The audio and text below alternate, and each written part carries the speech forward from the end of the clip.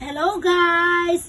Kung nakita niyo po yung mga mangga namin kanina ay iyon po ang unang orders. Pero habang kinukuha po nila ang kanilang mga orders ay ang dami na naman po ang nag-order. Kaya ito po, namitas po kami at ito po ang aming pangalawang harvest. Tingnan nyo guys, ang pupula na po. Kaya minabuti po ng asawa ko na pitas sila. Dahil mga ilang araw pa po ay baka mag-overripe na at magsipaglaglaga na.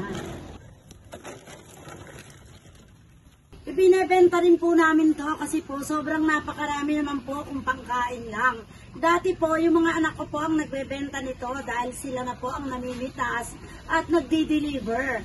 Pero ngayon po ay sobrang busy po ng anak ko kaya hindi po napipitas. Kaya kami na po ang namitas. Alam nyo ba guys, na manggang ito ay mabili sa amin dahil ito po ay matamis lalo na po at minsan ay nahihinog pa sa puno. Kagaya po ngayon guys, nakabenta po kami ng mahigit 40 kilos at alam nyo ba na sila rin uli ang paulit-ulit na umu-order dahil nga ang mangga namin ay masarap.